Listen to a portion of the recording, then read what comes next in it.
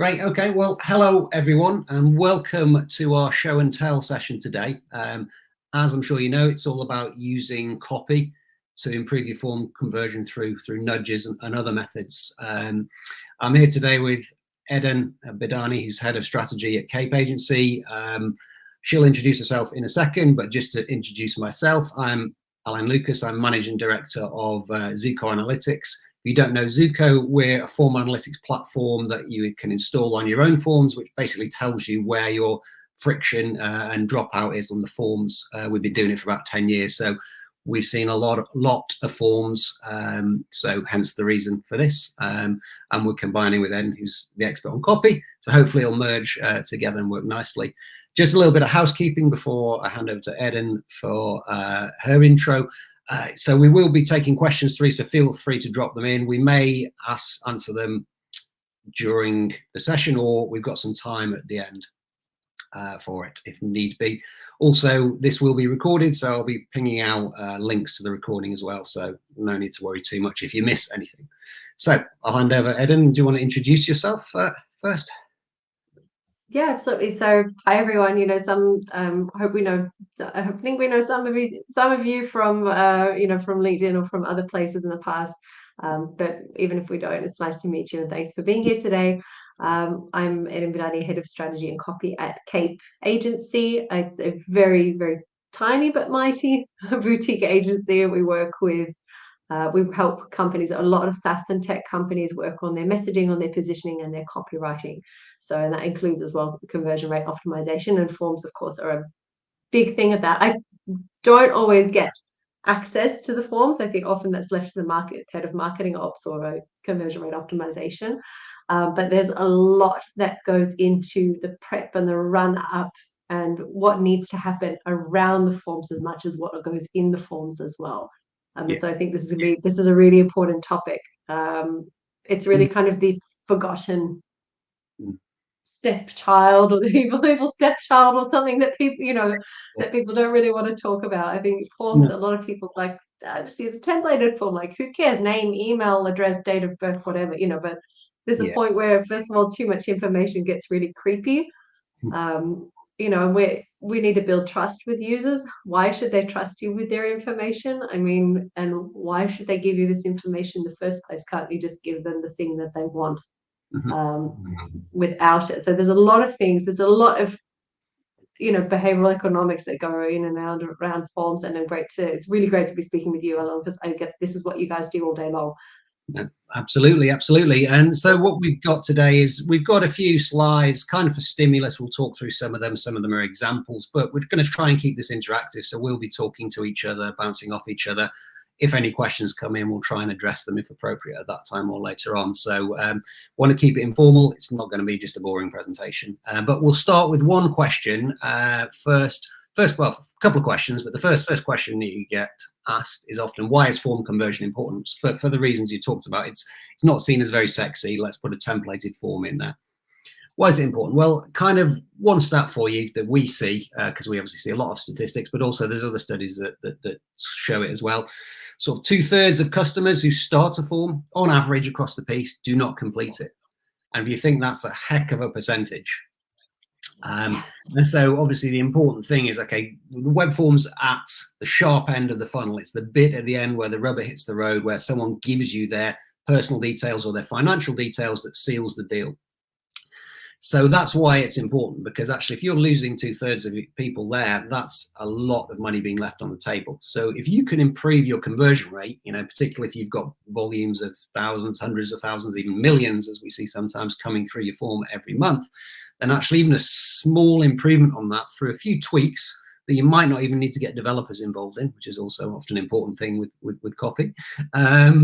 You can get it changed quickly. So the potential is massive, of course. And we see that all the time. And I'm sure you see that sort of more broadly in the conversion rate optimization piece. But obviously, as I say, the web form is the sharp end where the final conversion is often sealed.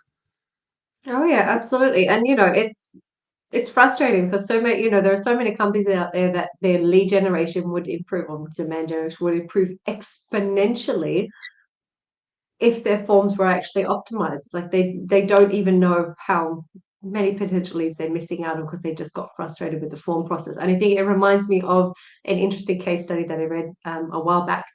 If I'm not mistaken, what Best Buy, I think, as an e-commerce store, implemented once way back, and now it's become the gold standard for all e-commerce stores. It's the checkout as a guest, because before, you used to have to go and you'd have to fill out an account to make a purchase online from something, and no one wanted to fit to, you're at that point where you want to purchase, you're at that point where you're ready to convert, like you're ready to convert, put your details in the form, and finish checkout and get going, or you want to book a demo, or you want to do it, but you had to like open an account in order to finish your purchase, and people would, no one was, conversions were really, really struggling.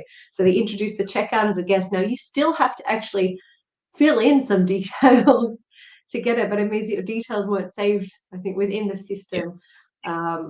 So conversions improved just massively, massively, massively, and now everyone's rolled it out. You can check out as a guest, but basically, if you can't check out as a guest, it's like a trust signal. It's like, why do you want all this information? It's really, and that just shows you just how important things are with regarding to form conversions. Definitely, that's huge. Obviously, that's why we're saying form conversion is important. But then the next question that comes from that is, okay, well, what about copy? Why is copy important? There's lots of ways you can improve forms. Why is copy so important in form conversion? And so, obviously, yourself being the expert in copy, that's sort of why it's great to get your input. Yeah, absolutely. Because again, a lot of people think, well, okay, but most forms are just like this, like where is the copy, or what's actually happening, or why do people even care? But I know you see as well, it's all this micro copy, all these nudges that are happening around, that happen when you put in wrong information in a box, or when or even the nudges around the copy. So the headline, what the headline is saying, the reasons why you give on the side, all those nudges and things, it's all so, so, so crucial. There are really two big reasons, why why copy is important. And the first reason is that copy, especially micro copy nudges, they guide users, in helping them understand what they're looking at, and what they'll see next, and what they need to do next so they can get or achieve the thing that they want. So it's really important. So again, with all micro copy, what it's doing is basically helping the user understand what's actually happening. We like to think that in the absence of copy, design will just guide people the way it's supposed to, but actually the words are so important. If you were to go to any web page and actually take out the words, you would not actually understand where you need to go, what you need to click on, or what pages you're even looking at, just by the basis of the design, the design of them itself.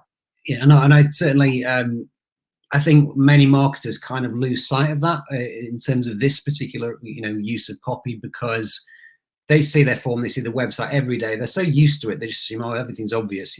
They forget that someone's coming to it fresh. They've not seen it before.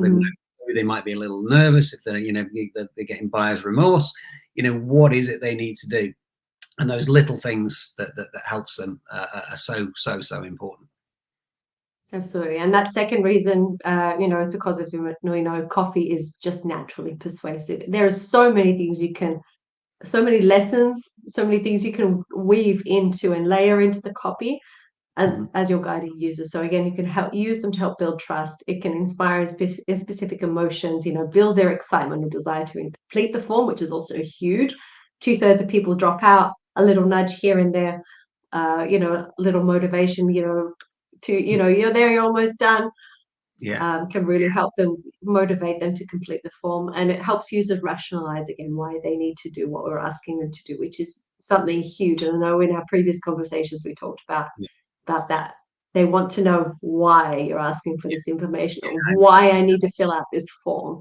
And I think we'll definitely come on to that with some of the examples we've got as well. So, but yeah, so obviously your point here about copy nudge is important within the form, but also we forget about what happens before and next to, and sometimes potentially we as Zuko are guilty of it. We focus on the form, but actually we always need to be cognizant of actually something's happening before, next to, and even after as well. What happens after to create that, particularly if someone could cancel, if it's a SaaS product, you kind of still need to have that reassurance. Someone's giving you the details and you get nothing, you're like, oh dear, have I just given what? I've been scammed. Those sort of things as well. Really. exactly. And I think there's a really interesting example that we'll share just in a second, but it's if you're going to try and build trust with someone, the best way is to be transparent and honest. And that best way is to explain to them, why we're taking this and why we're collecting this information, what it's going to be used for. Again, you know, I don't think anyone these days signs up for an email list unless it actually has that disclaimer, we're not going to spam you or we're not going to sell your data onto anyone else. Um, No. all those little nudges and things like that to build reassurance. It's enormous. It's enormous. Telling people why they need to do the thing that you're asking them to do is huge. It's such a powerful motivator, and we see, and again, this famous example, I think, a lot of conversion rate. A lot of copywriters actually reference this from time to time. There was a study done by Harvard by Ellen in 1978, and it looked about the power of adding in a single word. So the idea was that people were in line to make photocopies. There was a long line at the photocopier. Dinosaur days, still using photocopiers. Not a scanner, photocopier, but it was standing in the photocopy, and there was a long line of people, and the researchers wanted to see what kind of messages or what kind of impact would it have when they use different types of excuses. So the first one that they tried, excuse me, I have 5 pages. May I use the Xerox machine? Second, I have 5 pages. May I use it because I have to make copies? Now, actually, really interesting because it's really obvious everyone's in line to make copies, but she's adding in because I have to make copies, which is making it even more really obvious as the reason why she's standing there. And the third phrase that they used was, I have 5 pages, may use the Xerox machine because I'm in a rush. And the really interesting thing was there was almost no difference between phrase number 2 and phrase number 3. It seems like having that word because, having an explanation, a heuristic, something to say, well, there's a reason why I need to do this, or there's a reason. Giving people a reason helps them post-rationalize. Yeah. And post-rationalize that doing it's a good thing. No, absolutely. And I think, we will come on to this specific examples for form, but because, and I think Richard's saying in the comments, I use this story all the time. So it's that's great. it's great. Super important. And it's exactly one of those things. So it's like we're taking this information because because we're going to provide you a personalized experience. Mm-hmm. Saying that is usually enough for people to agree to give out more personal information, or at least feel better about doing it and not regret that they did it afterwards, even if the experience after is still something is not what they were hoping for. Yeah, no, sure. So we've got some kind of examples interspersed with some thoughts as well. So this first one from Hootsuite you chose.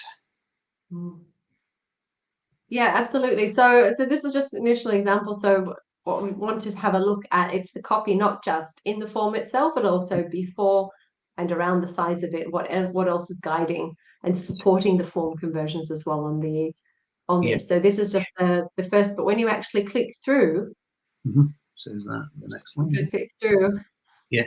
You can see actually how they've done, like this is done really, really well, first of all. Yeah. I mean, you can see immediately on the left, you've got a real human quote that's actually really supportive. That's going to help motivate them, encourage them to finish that. You'll see this technique employed on forms next to checkouts and things like that as well on e-commerce sites.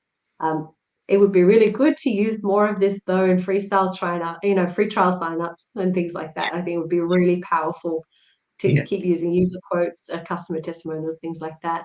Yeah. And again, start growing your brand on social media in 2 clicks. Like it's showing you that this is going to be really quick, going to be really easy, and you're going to get it over and done really fast. So almost nothing here that's going to, it's really removing all the friction of someone that's going to need to come through and fill out this form. No, absolutely. It's kind of the 2 things, isn't it? It's the social proof. Hey, everyone else is doing this. They love it. Great. And then it's not going to take too much time. And, we're not going to, it's not 100% clear here, but the implication is you're not going to be asked for, chapter and verse on everything. It's a couple of clicks and it's an email and password and you're done. So it creates that reassurance that some people, are nervous about. Yeah, and here's another example. I've used this in some previous talks before. This was a company that I worked with a little while back on optimizing around their form as well. So we didn't necessarily change everything in the form field, but what we did was that we drastically changed the presentation of the page altogether. Yeah. So the reason they felt that this form wasn't converting, that maybe it wasn't pulling its weight. So they wanted to run an A/B test. What we did now, they're doing a lot of really good things. Like they're doing a lot of right things already. Again, sometimes with the A/B test, conversion rate optimization, it's like people are already doing things right. But Yeah. let's see if we could do even a little bit better, like keep building off of that.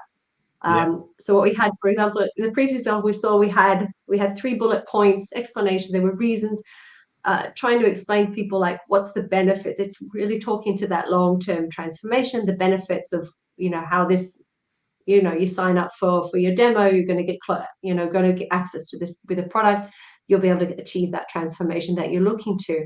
But what we actually realized was that it was really hard for people to, they did not want to sit in on a demo. So Yeah. instead of focusing those bullet points on the demo about being, oh, how wonderful your life is going to be with the product in it, we changed it to be about what you're going to find out in a demo. Don't you have an objection? Don't you have a recorded video I can just watch now?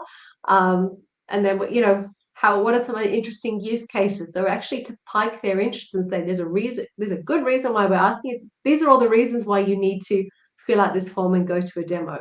So it's Yeah. really, really powerful. Yeah.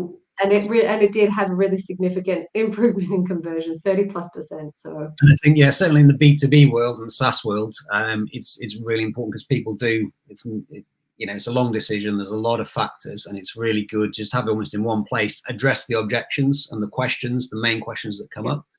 And we have to confess, I kind of half copied this approach for Zuko as well. So we kind of done that. So we've got that on our demo page, and we've got the recorded demo piece as well. And literally most people now go recorded demo. If you look at that, what we're getting is more demo views than we ever had before, or because previously it was only a direct booking. Now people are like, okay, I can just watch the demo, and they'll watch it. But the people who do come through who want one-to-one, personalized demos, then actually they're as a lead, they're much hotter as well, because they've been through everything and they still want to come through. They're not just throwing the details in. And so, yeah, it's worked well for us as well, as obviously it has. It's huge. That segmentation is huge. I think a lot of people, a lot of marketers still like, I want to get their information, and I'll be able to, sales will be able to sell to them if we can get them on in the demo. Yeah. But it doesn't work like that. Like so many people, it's a really big waste of time, especially for sales reps. It's really hard. It can be a potential waste of customers' time, and it can be a potential waste of sales reps' time just by chewing it over and over again in these demos with people who aren't really a good fit, who just want to actually see what's the product like. Show me what it is in 5 minutes or less. If it's interesting, I'll book a demo. If not, then let me go. But you've saved yourself so much time that you can invest in doing so many other things to continue pushing the product forward and growing, and growing the business and even perfecting those demos. Like you just said, the people that are coming through with a demo, they've probably seen the video and they're really excited to learn more. So you've got the level of intent coming through is much, much higher. No, certainly. We've had a question from Sarah who's just said, is there a reason why you changed the position of the form? So this, obviously, I'm assuming because it's on the left-hand side and it's shifted to the right. So was there a specific reason for that? Absolutely. We actually wanted people to read the copy. So we purposely shifted it to the left. We wanted people to have a chance to read the copy before shoving the conversion form in their face. As much as logic says that we should put the form, we want them to do the thing that they see first on the page and position the form on the left. We purposely said, well, we knew that this target audience specifically, who were highly technical, we knew that it was such a huge friction for them to actually commit to seeing a demo. They wanted to know that they were going to see the product. They wanted to know that I wasn't going to be hard sold on something.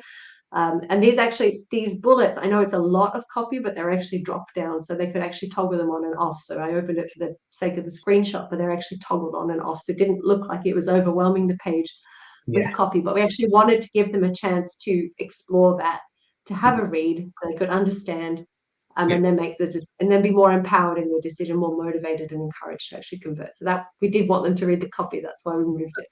that's kind of based on the research that just shows, certainly in the Western world, people's eyes go in a Z almost. They go from here across to here, and then they'll start looking down there. So you get them with the most important thing first. Yeah. But it's still very high alignment on the page as well. So you can Yeah. see very high up it fits quite well. No, definitely. Okay. And my copy numbers as well don't have to be boring. I know we're about to say that they can be really fun. Mm-hmm. No, exactly. Some good examples here, and obviously it doesn't work for every brand. It depends on the brand. Some, financial brands might deliberately want to be slightly more formal in the language, but certainly for some, you've got here, it's a lot more verbose just to get an answer from it. Mm-hmm. Exactly. And instead of just having name, email, yeah, the name of your firstborn child, so yeah. you've actually got it's actually something that's going to encourage them and help keep up that momentum. Because again, forms is also an element of momentum in forms, right? You start filling it out, and if it gets longer and longer and longer than you expect, or it takes you longer to fill something in, it also really decreases the likelihood that they're going to complete it. So what is the ideal length of a form? Or it depends? Yeah, it is dependent. We've got. I mean, I've got a whole presentation on this, and so I won't go into it now. But actually, so I'll put the link into this, and also the copy that we've been. A number of people have asked for a copy of the slides. I'll put a link into that on the LinkedIn Live page, and if you need, you can get. If you can't find it, then just come through on LinkedIn to me. Or Eden, and we'll send you the slides. Not a problem. But yeah, I think where this touches upon is almost, it's not so much form length, but the format. So conversational forms. So again, we're probably going slightly off piste, but it's things like this lend themselves more to the conversational style. So like a type form, you just do one question on each page. You kind of it's a bit more interactive and seems more informal, and that might well fit your brand, and you can use copy linked with the format to go on there. Or Drift, who's technically it's a form, but it's in the form of a chatbot, an interactive chatbot as well. It's also something different. How you do that. So copy nudges can be really friendly. They can be fun. They can be upbeat. You can have brand voice in them, but they can also be just pretty simple. Yeah, no, definitely. I mean, the get started here versus submit type things. Exactly. I think one of the things though is that it's really hard, and it is really hard to make it look simple. Yeah, I think it's one of the to make a user experience effortless. It takes a lot of really hard work. There's a lot of deep thinking into what kind of messages the user is going to respond to, how are we going to position this, and exactly when do you apply brand voice, when do you don't apply brand voice, all these kinds of things. But there really is. It takes a lot of hard work to make something look really simple and to make it look obvious as to what you should do for the next step, as to what they should, enter your email to get started. Fair enough. It's not submit your email. It's not type your email. It's not like, it really is just enter your email and then get started, just as you mentioned, instead of submit or instead of anything else. No, definitely. And then we're talking about general best practices. Here, clear and straightforward and engaging. And I'm a bit conscious of time. So we said half an hour. We are going to go over a little bit for people because we're not quite. We're really going. Half an hour now. There's some questions coming through that we want to address. If we move on to some of the examples. So here you go. Talking about before the form, the pedigree stuff. So. If you want to kind of speak to this, it's quite an interesting one and a well done one. Yeah, absolutely. So here, for example, this just came up with the form because again, it was related to a free trial. It might be a bit hard to see, but a bit easier to see when you're actually viewing the slides. But this was really, really, really super clear. So, for example, and when I say super clear, it means it does a really great job of smashing objections. So first of all, it talks to, this is obviously a pop-up that's come up in the free trial sign up. And this is when we talk about copy nudges that are supporting form conversion. So this is something that comes up before the form conversion, but it's absolutely motivating users. It's absolutely putting them in the right frame of mind. It's absolutely building trust, which is so important to actually get them to fill in the form. It's helping them pick up that speed and build that energy so that they do actually go through with it. And for example, this one courtesy of Pedigree, again, it's how your free trial works, a full-on pop-up that's just dedicated to explaining when you're going to get charged, when we're going to send you an email, when you're not going to get charged, but when we're going to send you an email when your free trial ends. How can you cancel if you accidentally go over and you didn't cancel beforehand? Exactly. And start your 7-day free trial now, or 2 taps to start, and it's easy to cancel. So again, just that reiteration, that repetition there, really emphasizing just how clear the pricing is, absolutely everything. So it's very easy to trust them. Absolutely. It's very easy to say, I know exactly what's going on and happy to convert. Yeah, it's all about managing expectations, but then also sort of just reassuring. It is a great example of that as well. And then here's another one, similar here about signing up and cancelling. Yeah, exactly. So again, activate free trial. Again, nothing until X date. They gave you a specific date, so you have it in your mind, and then exactly how it's going to be. Don't worry, we'll email you before your trial ends. You'll enroll in automatic payments, but it'll begin at the end of your free trial. You can cancel any time. And again, repeat it even underneath, cancel any time. Like really, it could not be more clearer. Yeah. That this company is really like, we understand that you might be afraid of enrolling in a free trial, that you might get charged before, you might end up with a lot of charges on your credit card that you don't remember why they're there. Exactly. But it's really, really clear. And often they're grounded in insight because they'll have spoken to customers who are worried about these things, and it's that's what really resonates and helps push them over the edge. We use it as well. We say sign up for a free trial for Zuko, no credit card needed, so because people are worried that you'll take the credit card and then you'll charge them without their knowledge and all that sort of stuff. So free trial is free, and that works really well. Just a few. Just on that point, but it does depend. I did have a client once, and they did have a 7-day trial for $1, if I'm not mistaken, or a 7-day trial for $10 or something like that. And it was actually really good because the leads coming through were really committed to actually starting the free trial. So they'd read up enough about the product. They were in a position, but they did cut a lot of the low intent or low fit quality. So it's a double-edged sword there. It really depends. Are you looking to improve the quality of leads coming in? Or you're looking to improve the volume of leads coming in? So there's things that you can do to tweak for both, but it's a delicate balance, that's for sure. Yeah, no, certainly. And then we'll just quickly go through some other interesting examples about using copy for certain purposes. We won't dwell too much on them because we'll hit some Q&A. So if you have any questions, feel free to drop them in the comments. So first one, another one, where it kind of combines what we talked about before, explaining why, but also a bit of brand informality here. So the phone number, which we see it's often our number one bugbear is, firstly, why are you asking for phone numbers, and why are you not telling people why you're asking for phone numbers, particularly in e-commerce. So it's done well here, where they've got a phone number, they make it clear it's optional, so you don't have to give your phone number if you don't want to. So reassurance there. But also, we're only going to use it if we need to contact you. This is what we'll do, because say phone number is the one we consistently see drop out on, because people assume if you insist on a phone number, they're going to get spammed with sales calls. Yeah, absolutely.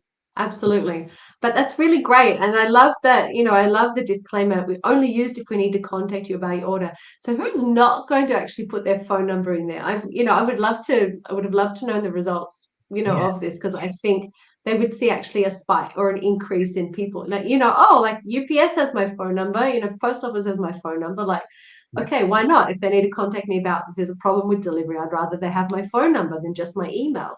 So it's actually, I really like to, I have a strong feeling that would have had a positive influence.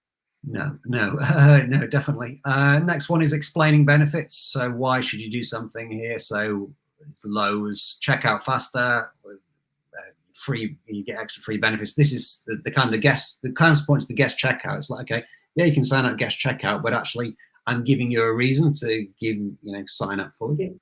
So things like that can be quite good, and a good reason to do it. We often use it to prevent confusion as well. So often, what's the difference between billing address, shipping address, card address, or you can have three or four different addresses when you sign in. So actually, if you make it clear here, so first one, the billing address is saying it's the billing address shown on your credit card statement. It's not the address of your company. It's not your home address if that's different. That sort of thing, making things clear. And again, well, it's more about format. Saying, okay, when you ship, is that can be shipped to the billing address, or it can be different, and just making it absolutely crystal clear is, sometimes underrated, isn't it? When you use terminology that people don't necessarily understand, particularly when you're international and the conventions are different in different countries. Absolutely. And again, it takes a lot of thought to make something look this clear and this simple and straightforward. Like, how many checkouts have we been through? Think of how many forms you've been through that you left in the middle because suddenly it wasn't clear, or you didn't know who it was shipping to, or you didn't know, or they didn't ask you for something, or they asked you for something twice, and you just there's a lot of nuances that go into forms. No, absolutely.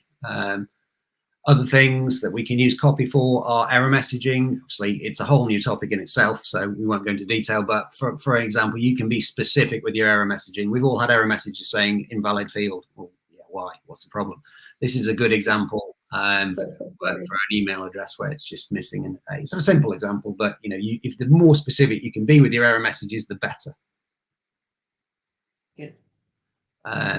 Managing expectations we've talked about, and this is a good example in the UK from the government. It's okay, before you start, this is what you need. You need your driver's license. You need to have a passport. You need your national insurance number, because again, we see this a lot in financial forms and other similar forms that people get halfway through, that ask for their ID numbers, and I don't know, they go away. There's a big pause, and often they don't come back because they can't find it or they get distracted. So actually, up front, put it up front, make it clear. If it's an involved long thing, then you're gonna, although you get less people starting the form, your completion rate should go up. Yeah. And then finally, just one I like, it's kind of just a bit of brand reinforcement. It's really great. It's great. It's great. It's a lovely piece. It's a lovely little bit of copy. Yeah. Yeah. So I think, they will find you. They will deliver to you. Exactly. So there's just if you've got that sort of brand, it's great to do these sort of things to really reinforce it. So as I say, I'm conscious of time, so we'll just go through a few of the questions that have come in. I think a lot of the questions around the slides and decks, so we will share those. There's a question asking about the Best Buy case study. So if there's a link to that, then we can add that. I can share that on the page for this. In terms of questions about forms, there's one from Jim. Do you find color of the subpage / form page impacts conversions? And it's not strictly related to copy, but I've got some thoughts on it, but I don't know if you have at all, Eden.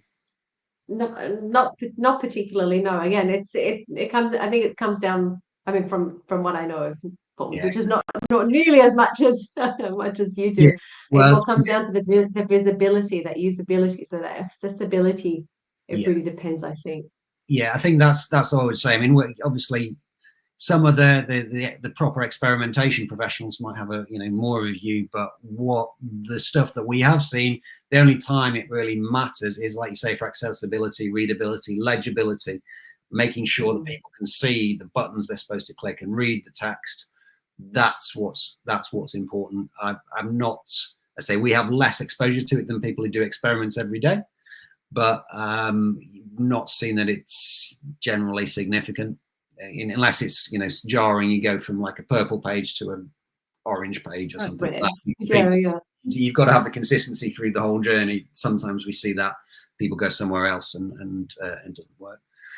And then that really is an interesting point, just making sure that whatever it is, it does have consistency with what they've seen up until this point. So if you do have like if you have a dark site that the form appears on, you can make the form lighter, obviously, so that people can see it properly, but keep the same theme going across, so people aren't suddenly randomly taken to this other page and go, wait, where am I?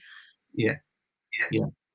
So one question from Richard, and Amit has kind of partially answered this, but I'll address it anyway. Again, it's less about copy, it's about errors. I have validation errors as soon as someone starts typing in a field. Thoughts on that? So that's you often see that as people type in, the error comes up. Now, what we generally like is not that the error comes up straight away, because obviously we've all been typing an email address in and you get an error and like, hey, I haven't finished yet. So often we see that the best way to do it is when they focus out and move somewhere else, you tell them straight away if it's validated or not. Now, there is a little bit of debate about that, whether you should validate on submit or validate as people go along. We generally, and I've seen some good results for the ongoing validation, as long as you don't validate too early and prematurely, that tends to work, because sometimes if it's a long form and you're clicking on submit, people are having to go back and forth and try and find where their error is, which doesn't work quite well as well. That happens with our online tax forms here. Yeah. It's you have to submit it, and then it'll say where you're wrong, and you have to actually go back through several pages of the form to actually find the field that. Mm-hmm. Yeah, that's not fun. Yeah. Then we got a final question, I think, from Nicola, which is a copy one, which is what are the best ways to get people to the form page? A 2-word button or a 2-word button with a description underneath, e.g. try now, sign up for a free trial. Do you have any thoughts and things you've seen for the call to action, I suppose? Yeah, absolutely. I would say normally that it depends. So I'd recommend doing an A/B test to see. But I've seen that, a lot of people think that people will see more copy on a page. Marketers and conversion rate optimization specialists sometimes see more copy on the page and go, oh, it's more copy on the page, we need to cut this down. But actually, from a user's perspective, having sometimes more copy on a page is actually really validating and really helpful for them, because it helps, again, reinforce something. It helps build extra trust. It helps give them extra motivation. So there are lots of things that you can do. I really recommend testing it. Often, sometimes a two-word button doesn't give enough context. Again, it depends on what they've seen or what they've interacted with on the page up until they get to the button. But often having a little extra nudge next to it it can be really powerful. It's like, remember, it's free, or you're not going to be charged. No credit, like you mentioned, no credit card required. We're not going to, the email won't be shared with any third parties. Anything like that can actually give an extra tipping, extra little bit of motivation for someone to actually take that next step. I would recommend testing it. If your product has extremely good brand awareness and extremely good, perception, where, with your target audience, and you might not need it, but again, to build trust, to help to help make people feel confident in moving forward. Just building that confidence in conversion is huge. Cool. Okay, there is just, I think, only one final question from Sarah. Have you ever tested asking to create an account before filling the form versus after submitting, and the impact on conversion? So I've got some thoughts on it, and there's some research out there by people like the Baymard Institute. It's worth looking for. If I find some, I'll drop it again on the session. But typically, from what I've seen, if you ask people to create an account before filling the form out versus after, it's much more impactful to do it afterwards, because they've already given you the stuff, and then it's just a matter of validating it, because they've probably already given you the information you need. It's like, okay, you've checked out as a guest, would you like to create an account? Tends to be a better approach than just create an account to buy something, which is kind of touches on what you were talking about earlier. Yeah. So I think, and I think there's quite a lot of research around that. Great. Well, I think that is all the questions. So if people want to contact you, Eden, is LinkedIn the best way to get in touch? Yeah, absolutely. Yeah, absolutely. LinkedIn is the best way. Yeah, and same for myself. If you have any questions, feel free to direct message me on LinkedIn, or it's alan@zuko.io. You can get hold of me, or just email anyone at Zuko. I'm sure we'll be able to answer your questions on forums. So we'll wrap that up there. It's been, it's flown by. Hopefully it's been entertaining and useful for you. And if you do have any other questions, please do ask either of us when it comes in. But thank you, Eden. It's been a pleasure. Absolutely. Thanks for having me with you today. Bye, everyone. Bye. Bye.